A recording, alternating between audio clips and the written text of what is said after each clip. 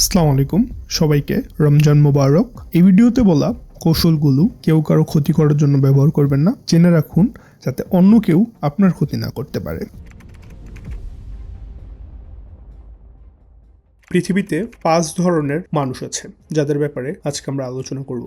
আপনি এই ভিডিওটা দেখে বুঝে নিতে পারেন আপনি কোন লেভেলে আছেন। লেভেল 1 হলো পন মানে পেয়াদা। এটা সেই ক্যাটাগরির মানুষ যারা দুনিয়ার সাথে মিশে থাকতে চায়, তার ভিড় থেকে আলাদা হয়ে একটাও স্টেপ নিতে চায় না। আর ছোটবেলা থেকে তাদের যা শেখানো হয় তারা পুরো জীবন সেটাকেই বাস্তব মনে করে। এটার জন্য কল্পনা করুন আপনি একটা অন্ধকার গুহার ভিতরে জন্মেছেন। একদিনের জন্য না, 1 বছরের জন্য না, বরং পুরো জীবন সেখানেই আছেন। আপনার পা বাঁধা, হাত বাঁধা, এমনকি গলা পর্যন্ত স্থির করে রাখা হয়েছে। আপনার সামনে একটা দেওয়াল আছে আর আপনি সারা জীবন শুধু সেটাই দেখছেন। আপনি না ঘাড় ঘোরাতে পারেন, না হাঁটতে পারেন, এমনকি পিছনেও তাকাতে পারেন না। এখন আপনার পিছনে আগুন জ্বলছে, কিন্তু আপনি সেটা জানেন না, কারণ আপনি জানেনই না আগুন কি। আগুন আর আপনার মাঝে একটা ছোট রাস্তা আছে যেখানে মাঝে মাঝে মানুষ হাঁটে। সেই আগুনের কারণে মানুষের ছায়া আপনার সামনে থাকা দেওয়ালে পড়ে, যেটা আপনি দেখতে পান। কখনো কখনো আপনি ঘোড়ার ছবি দেখেন, কখনো কখনো মানুষের ছায়া। অনেক সময় আপনি মানুষকে কথা বলতে শুনেন,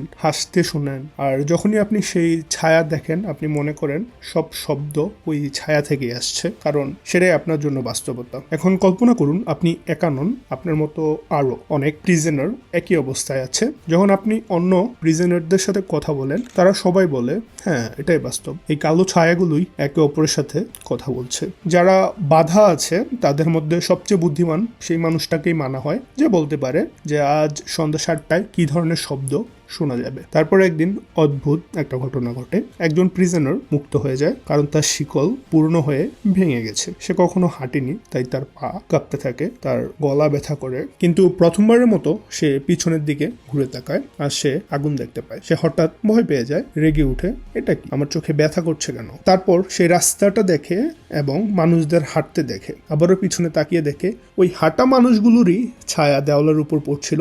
সেগুলো শুধু প্রজেকশন ছিল, বাস্তবতা না। এটাই সেই মুহূর্ত যখন তার মস্তিষ্ক প্রতিরোধ করে, কারণ যেটাকে সে সারা জীবন বাস্তবতা মনে করছিল সেটা আসলে সত্য ছিল না। পরে সে আস্তে আস্তে এই গুহা থেকে বের হয়। তারপর সে বাইরে গিয়ে সূর্যের আলো দেখে, সেটাও দেখে সে ভয় পেয়ে যায়।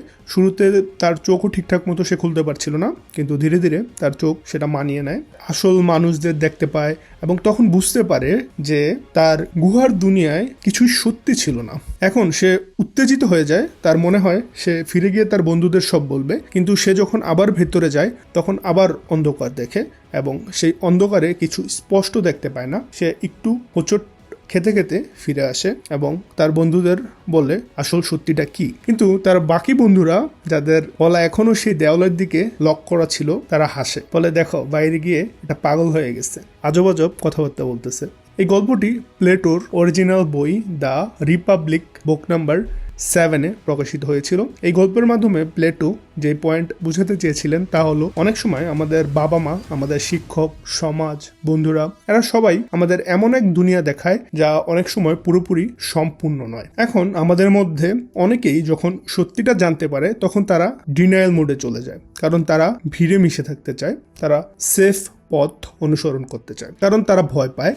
আর বেশিরভাগ মানুষ এই লেভেলেই আটকে থাকে, যেটা হলো পেয়াদা। এই লেভেল থেকে যে বেরিয়ে যায় তারপর আসে লেভেল 2, যেটা হলো বুক প্লেয়ার, বইয়ের খেলোয়াড়। এই মানুষ জানে যে স্মার্ট লোকেরা কিভাবে আচরণ করে, কি ধরনের শব্দ ব্যবহার করে এবং সেই শব্দ ব্যবহার করতে শুরু করে, কিন্তু আসলে সে জানে না এই শব্দগুলোর মানে কি বা বাস্তবে সেগুলো কিভাবে প্রয়োগ করতে হয়। একদিন অ্যাথেন্সে আদালত বসেছিল, যার বাইরে অনেক ভিড় ছিল, মানুষ মামলার শুনানিতে আসছিল। সক্রেটিসও সেখানে দাঁড়িয়েছিল, তার নিজের বিচার হওয়ার কথা ছিল এবং তার বিরুদ্ধে অভিযোগ আনা হয়েছিল যে তিনি ধর্মের বিরুদ্ধে কাজ করেন, ঈশ্বরকে সম্মান করে না। তখন একজন মানুষ এলো যার নাম ছিল উইথাইফ্লো। সে খুব আত্মবিশ্বাসী ছিল, যেন তার ব্যক্তিত্বই বলছিল আমি সবকিছু জানি। আর সবচেয়ে আশ্চর্যের বিষয় ছিল সে আদালতে নিজের বাবার বিরুদ্ধে মামলা লড়ছিল, কারণ তার বাবার কারণে একজন মানুষের মৃত্যু হয়েছিল। সে দাঁড়িয়ে বলল আমি এখানে এসেছি কারণ এটা ধর্মের কাজ।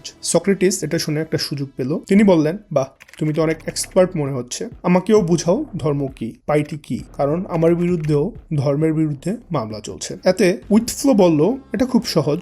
সক্রেটিস বলল ঠিক আছে, আমাকে একটু সংজ্ঞাটা বুঝিয়ে দাও। ধর্মের মানে হলো যা ভুল তাকে শাস্তি দেওয়া উচিত, সে তোমার বাবা হলো। সক্রেটিস হেসে বলল এটা উদাহরণ, সংজ্ঞা নয়। আমি জিজ্ঞেস করেছি না যে তুমি ধার্মিক কাজের উদাহরণ দাও, আমি জানতে চাই ধর্মের নিয়ম কি। উইথফ্লো একটু বিরক্ত হলো, আবার বলল ধর্ম মানে যা ঈশ্বরের পছন্দ।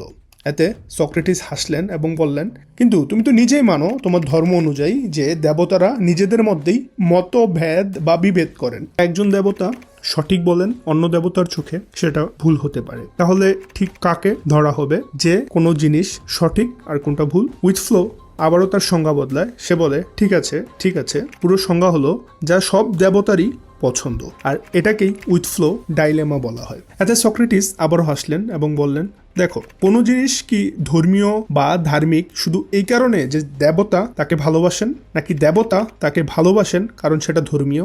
এই দুই অপশনের ভিতরেই একটা ফাঁদ ছিল।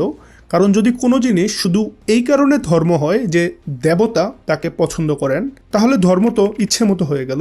আজ পছন্দ হলে ধর্ম, কাল অপছন্দ হলে ধর্ম নয়। আর দ্বিতীয় পয়েন্ট হলো দেবতা সেই জিনিসই পছন্দ করেন যা ধর্মীয়, তাহলে ধর্মের সাথে দেবতার কোনো সম্পর্কই থাকলো না। তখন ধর্মের সংজ্ঞায় দেবতা অপছন্দ করেন কথাটা আশারই কথা নয়। এই গল্পের মূল কথা ছিল লেভেল 2-তে অনেক মানুষ জিনিস মুখস্থ করে ফেলে কারণ তারা বইয়ের খেলোয়াড়, তারা বাস্তবে কোনো কাজ করেনি আর গভীরভাবে বুঝেও না। তারপর আসে তৃতীয় লেভেল, এরা সেই মানুষ যারা সত্যি সত্যি কাজ করতে পারে। লেভেল 1 আর লেভেল 2 পর্যন্ত আসলে কোনো বুদ্ধিমত্তা ছিল না, কিন্তু লেভেল 3-তে বুদ্ধিমত্তা শুরু হয়, আর এটা হলো হর্স, ঘোড়া। এই লেভেলে মানুষ জানে যে নিজের লক্ষ্য পর্যন্ত পৌঁছাতে হলে কৌশলে খেলতে হয়, অন্যদের ম্যানিপুলেট করতেও হতে পারে। ধরুন আপনার বন্ধু রাহুল একজন হর্স, যার একটি আইটি সার্ভিস কোম্পানি আছে, মানে তার কর্মচারীরা সফটওয়্যার ইঞ্জিনিয়ার।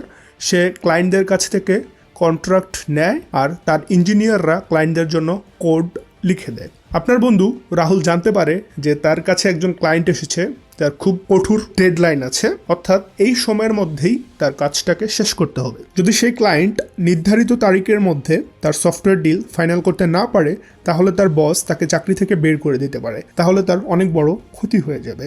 রাহুল দাম নিয়ে তর্ক না করে বারবার ডিলটা দেরি করতে থাকে। কখনো বলে স্যার আজ আমি ব্যস্ত, কাল দেখা করি না, ডিল তো সাইন হয়েই যাবে।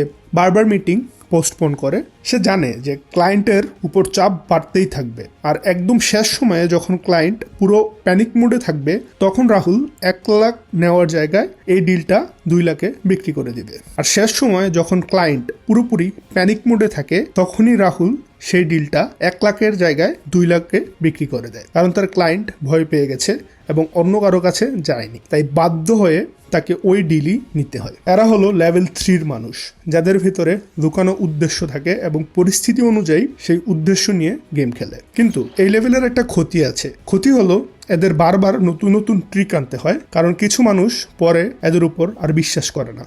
উদাহরণ হিসাবে রাহুল ডিলটা পেয়ে গেলেও পরে ক্লায়েন্ট বুঝে যায় যে তাকে ম্যানিপুলেট করা হয়েছে, ফলে রাহুলের রেপুটেশন একজন অবিশ্বাসযোগ্য মানুষ হিসেবে তৈরি হয়। আর পরের বার যখন সেই ক্লায়েন্ট কাজ করানোর দরকার হয়, তখন সে রাহুলের বদলে অন্য কারো কাছে যায়।